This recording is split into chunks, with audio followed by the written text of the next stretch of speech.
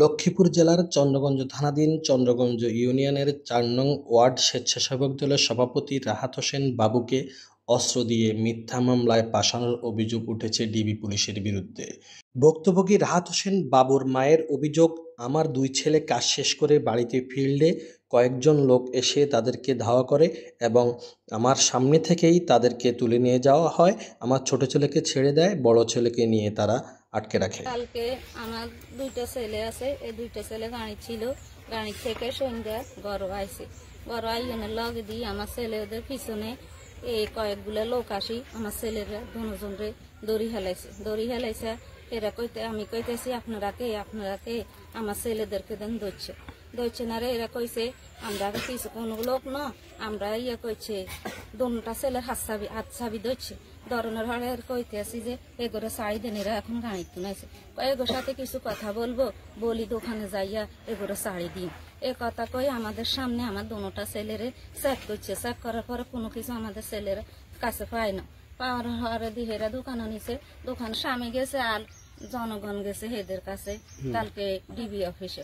এর করে কইছে যে কইছে আমার ছেলে কোথায় ছিল, আমার স্বামী জিজ্ঞেস করছে, লোকেরা জিজ্ঞেস করছে, কইতেছে হে আসে কই হেরে কইছে দেখাইতেও দেখায় না। হেরা আজকে কইছে সকাল 10টা বাজে দি যাইতো বলি, 10টার পরে যাই হিয়ানা বসার পরে ঘন্টানিক পরে আমার ছেলের ডিবি অফিসের দিকে, আমার ছেলের কাছে কোনো মামলা টামলা নেই, বাইরে জিজ্ঞেস করেন আমার ছেলের নামে কোনো মামলা নেই। আমরা দেন এতবার জিজ্ঞেস করছি, এরা কোনো কথার উত্তর দেন, রাজনীতিক মানি করে দেন এমন কোনো খারাপ বিএমপি করে, ছেলেরা গাড়ি চালা। সন্ধ্যায় 7:30টার সময় আমি কাজের থেকে আসি, আমার ভাই কাজের থেকে আসে, আসার পরে কিছুক্ষণ পরে কিছু লোকজন আসে, 7-8-9 জন লোকজন আসে, আইসা আমাদেরকে ধরছে। ধরার পরে আমরা জিজ্ঞেস করছি আপনারা কে, আমাদেরকে বলতেছে তোমাদের সাথে কিছু কথা আছে, জিজ্ঞাসাবাদ করে দোকানে নিয়ে ছেড়ে দিবে। তারপর আমাদেরকে চেক করছে, আমাদের কাছে কোনো কিছু পাই না। আমাদের 2টা ফোন ছিল, আমার একটা ফোন ছিল, আমার ভাইয়ের একটা ফোন ছিল, ফোনটা নিয়ে গেছে তারা, দুটোটা ফোন। একটা বাইক ছিল, তারা বাইকটাও নিয়ে গেছে। তারপর দোকানে গেছে, দোকানে যাই কিছু জিজ্ঞাসাবাদ করে নেই, বলতেছে গাড়িতে উঠো। তারপর আমরা গাড়িতে উঠছি, উঠার পর আমাকে চন্দ্রগঞ্জ পশ্চিম বাজার নামাই দিছে, আমার বাইকে নিয়ে চলে গেছে, আমার থেকে ফোনটাও নিয়ে গেছে, আমার বাইরে চলে গেছে। এরা গাড়িতে নাইছে আর এদেরকে দড়ি পিছু দিয়ে আসি, দড়ি হেলানোর পরে এরা এগুলো চেক করছে, চেক করার পরে কিছু পায় নাই। এর একটা হুন্ডা লই আইছে, ওই হুন্ডাটাও নিয়ে গেছে। ভাই আমরা মহিলা পুরুষ কয়েকজন লোক মিলে আমাদের উঠানে আগুন পোয়াইতেছে, কয়টা লোক এরা পশ্চিম দিকে গেছে, তার কিছুক্ষণ পরে ফিরিয়ে আইতেছে, দেখি শাহ আলমের ছেলে বাবু তাদের হাতে। তখন আমরা তো কিছু মনে করতে পারি নাই, আমরা ভাত খাইতে ঘরে ঢুকে গেছি। কিছুক্ষণ পরে শুনি পুলিশে লই গেছে, কিন্তু এরা যে সময় আনে দড়ি হে ফুরাই কিছুই নাই তার কাছে। তারপর আমরা ভিজে বাইরে আই দেখি এরা দোকানে চলে গেছে, গাড়ি উঠে এলাইছে এদেরকে। উঠানোর পরে দিয়ে শুনতেছি এরা প্রশাসনের লোক এরা লই গেছে নিচে। আমরা ফলো করছি, যারা আসছিলাম আমরা আগুন হয়েছি করছি, যারা নিচে হেরাও আঙ্গরে দিয়ে গেছে। এই ছেলে হলে ফিরি যে সময় আসে, এই সময় দেখছি ছেলে খালি, তার কাছে কিছু নাই এবং আইন শৃঙ্খলা বাহিনীদের কাছেও কিছু দেখি। মানে 6টার দিকে এরা 2 ভাই কাজ করে ঘরে আইছিল। এরপরে মানে সিভিল ড্রেসে কোনো পরিচয় দেয় নাই, পুলিশ বা ডিবি এগুলো কিছু বলে নাই, ঘর থেকে এদের 2জনকে উঠে নিছে। এরপরে আমরা ছিলাম, এর মা ছিল, মহিলারা ছিল, ওদের জিজ্ঞেস করছিল যে এদের কই নেন, বলছে ওদের সাথে কথা আছে, কিছু কথা জিজ্ঞেস করে 3.5 দিন কথা বলে নিয়ে গেছে। এরপরে ছোট ভাই ইমনকে বাজার পর্যন্ত নিয়ে ছাড়ে দিছে। একটা বাইক ছিল, ওরা বাইকে করে 2 ভাই আসছিল, ওই বাইকটাও নিয়ে গেছে।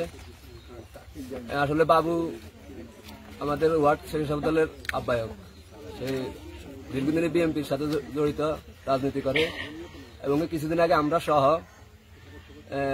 আমরা মাদক বিরোধী একটা করি, কিছু মাদকাসক্ত 2টা লোককে আমরা পুলিশের সাথে হস্তান্তর করি।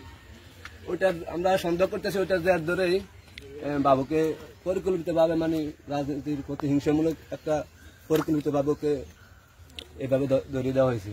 এখন ওর কাছে তো কিছু পাই নাই, সবাই দেখছে, ওর বাড়ি থেকে ধারণা করতেছেন ওই যে শত্রুতা নাই বলতে এই আমরা তো ওদেরকে সাধারণ জনগণ সহ আমরা ওদেরকে পুলিশের হাতে ধরাইছে, মাদকাসক্ত আসক্ত দুইটা লোককে, ওইটা যার ধরে আমরা মানে ধারণা করতেছি যে এটা যার ধরে ওরা হয়তো ওদেরই কোনো লোকে পরিকল্পিতভাবে ধরাইছে।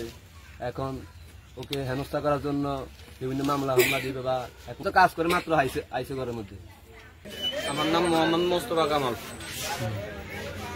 বাবু আর ইমনকে বাড়ির থেকে পুলিশে নিয়ে আসছে, তারপরে গাড়িতে উঠেছে, আমাদেরকে কিছু বলে না, মানুষের দেখার আগে এদেরকে নিয়ে গেছে। রাহাত হোসেন বাবুর গ্রেপ্তার বিষয়ে পুলিশ সূত্রে বিষয়টি নিশ্চিত করা হয়েছে। বাবুর পরিবারের দাবি তাকে অস্ত্র দিয়ে পাশানো হয়েছে।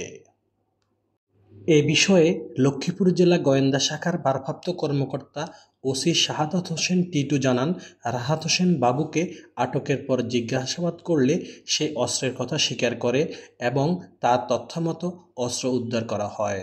পরে তাকে অস্ত্র মামলায় আদালতে প্রেরণ করা হয়। এছাড়াও লক্ষ্মীপুর জেলা পুলিশ সুপারের কার্যালয় থেকে পরিচালিত সোশ্যাল মিডিয়ার ফেসবুক পেজের মাধ্যমেও লক্ষ্মীপুর জেলার চন্দ্রগঞ্জ থানাধীন একটি দেশীয় তৈরি এলজি বন্দুকসহ আসামি গ্রেপ্তারের প্রেস নোট দেওয়া হয়। এ ঘটনার তীব্র নিন্দা জানিয়ে বাবুর মুক্তির দাবি করেছে চন্দ্রগঞ্জ ইউনিয়ন স্বেচ্ছাসেবক দল ও থানা স্বেচ্ছাসেবক দল। তারা জানান, বাবু একজন সৎ ও সামাজিক ব্যক্তিত্ব, তার বিরুদ্ধে ডিবির এমন আচরণ অযৌক্তিক। এলাকাবাসীর মতে বাবু চন্দ্রগঞ্জ ইউনিয়নের ৪ নং ওয়ার্ড স্বেচ্ছাসেবক দলের সভাপতি।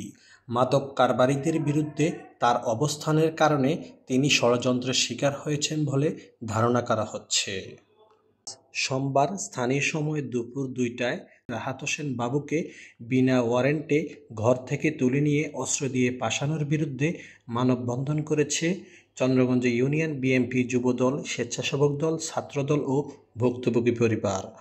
অবিলম্বে রাহাত হোসেন বাবুর মুক্তি দাবি করছেন এলাকাবাসী, চন্দ্রগঞ্জ ইউনিয়ন বিএনপি যুবদল, স্বেচ্ছাসেবক দল, ছাত্রদল ও ভুক্তভোগী পরিবার।